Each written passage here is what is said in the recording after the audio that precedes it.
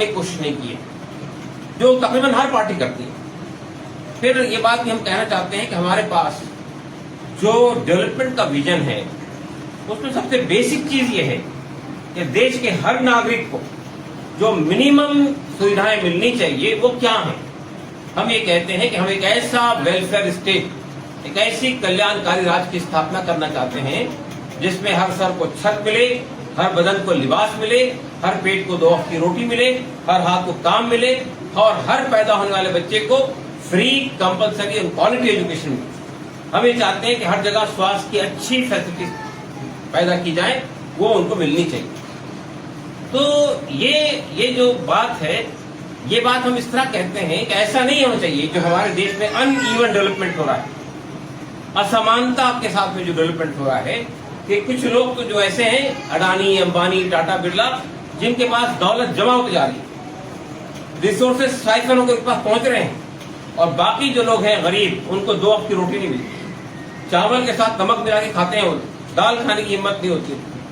तो ये जो असमानता है, ये जो इकोनॉमिक डिफरेंशिएशन है, या इकोनॉमिक कहना चाहिए कि ये जो यानी समाज के अंदर जो असमानता है, ये किस लिए पैदा हो रही है? क्या हमारे पास रिसोर्सेज है? नहीं है। देश के पास बहुत रिसोर्सेज। देश ने 1947 में हम जहां खड़े थे और आज जहां खड़े हैं, बहुत उन्नति की है, बहुत तरक्की की है। हम चांद पे जा रहे हैं, हम मंगल पे जा रहे हैं, और हम बहुत कुछ कर रहे हैं। बड़े बड़े चीजों को हम यहाँ से एक्सपोर्ट कर रहे हैं दूसरे मुल्कों में। सवाल ये पैदा होता है कि ये दौलत जो है, ये जो दौलत है, ये जो रिसोर्सेज, ये कहाँ जा रहे हैं? आपको मालूम होना चाहिए कि जो लेटेस्ट आंकड़े हैं वो ये बताते हैं कि 1% लोगों के पास देश की 74% दौलत जमा हो गई है, तो रिसोर्सेज जमा हो गए, और बाकी 26% दौलत के ऊपर में 99% लोग जिंदगी गुजार रहे हैं। और जो भी पार्टी आती है सत्ता में, चाहे वो कांग्रेस पार्टी हो, चाहे वो बीजेपी हो, सब इकोनॉमिक पॉलिसीज हमारी जो बनती है, हमारी जो अर्थव्यवस्था है, हमारी जो आर्थिक नीतियां हैं, वो इस तरह बनाई जाती हैं कि पैसा आपसे, मुझसे, गरीब लोगों से निकलकर उन लोगों के हाथ में चला जाए, अडानी के हाथ में, अंबानी के हाथ में। अभी आपने जाना कि अभी ये जो फार्मर्स के जो कानून बनाया गया है, ये 15 जो कानून लाए हैं, फार्म लॉज जो है पार्लियामेंट से मंजूर हुए हैं, उसको आप उठाकर देखिए कि आज देश का किसान क्यों दिल्ली के बॉर्डर पे जमा हो गया है। इसलिए जमा हो गया क्योंकि मालूम है कि ये जो कानून है, ये हमें अपनी दौलत से महरूम करते हैं।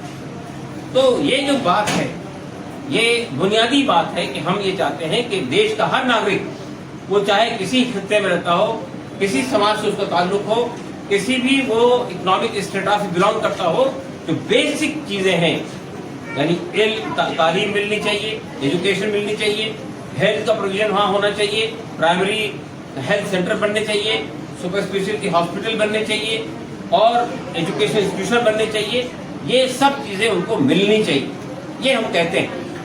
और वो चाहे कितना ही गरीब आदमी हो, लेकिन जो बेसिक चीजें हैं वो उस तक पहुंचनी चाहिए।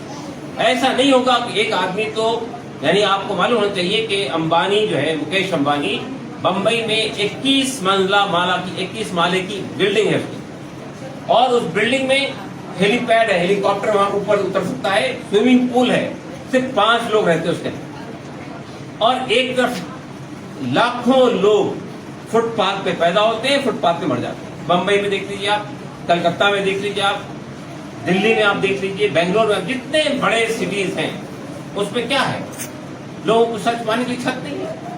कितने लोग ऐसी गुजरने पर आमाद होते हैं। तो इस सूरत हाल के अंदर हम ये कहना चाहते हैं कि हम विकास का एक ऐसा मॉडल लेके आए हैं जिसमें लोगों की जो बेसिक नीड्स है वो फुलफिल हो सके। दोस्तों और साथियों, इसी के साथ साथ हम ये कहते हैं कि जब आप काम करने जाएंगे मैदान में, तो ये बातें तो आप बताएंगे लोगों के सामने कि हमारी पार्टी में और दूसरी पार्टी में क्या अंतर है। दूसरा सवाल ये खड़ा होगा कि आपका जो कैंडिडेट है, ये हमारे कैंडिडेट है रफीकुल इस्लाम साहब यहाँ से एडवोकेट, ये और दूसरे जो कैंडिडेट्स हैं पार्टियों के, उनमें क्या फर्क है ये बताना पड़ेगा आपको। ये पढ़े लिखे हैं, ये कमिटेड है, इनके पास में विकास का एक मॉडल है, ये सबके लिए काम करने के हर वक्त तैयार है, वेलफेयर पार्टी के आदमी के घर को जब भी आप खटखटाएंगे दरवाजा, चाहे रात का वक्त हो, दिन का वक्त हो, दोपहर हो, शाम हो, देर रात हो, आपको मायूसी का जवाब नहीं मिलेगा। हम हर वक्त तैयार हैं आपकी लोगों की जरूरत पूरी करने की। पुलिस के जरिए से कोई अत्याचार हो रहा हो, प्रशासन के जरिए से कोई अत्याचार हो रहा हो, या किसी के जरिए से कुछ हो रहा हो, आपको वेलफेयर पार्टी का आदमी वहां खड़ा हुआ मिलेगा। दोस्तों और साथियों, एक बात मैं और कह रहा हूँ, ये तो वो बातें हैं जो हम पब्लिक के दरमियान कंपेयर करते हुए बताएंगे कि वेलफेयर पार्टी क्या है, ये पार्टी दूसरों से कैसी अलग है, और हमारे कैंडिडेट दूसरे कैंडिडेट में क्या फर्क है। लेकिन उसके साथ साथ बात यह है कि जब आप काम करेंगे मैदान में, तो आपको मालूम होना चाहिए कि इलेक्शन में वोट कन्वर्ट होता है बूथ के जरिए से। हर बूथ में तकरीबन 1000 वोट होते हैं। आपको मालूम चाहिए कि आरएसएस यहाँ पे किस तरह काम करती है। वो बीजेपी की पूरी इलेक्शन कंपेन को, इलेक्शन को अपने हाथ में ले लेती है, और उन्होंने जितनी वोटर लिस्ट होती है, वोटर लिस्ट में हर पेज का एक प्रमुख बनाया है। यानी उसमें 25 नाम है, उन 25 नामों तक उस आदमी को पहुंचना है। तो हमारी कोशिश ये होगी कि जितने आपकी कांस्टिट्यूंसी में लोग हैं, उन तक हम पहुंचने की कोशिश करें, और हर आदमी को बताएं कि हम मैदान में आए तो इसलिए आए हैं, और हम क्या करना चाहते हैं, और हमारा कैंडिडेट जो है वो कैसा कैंडिडेट है, दूसरे कैंडिडेट से क्या फर्क है।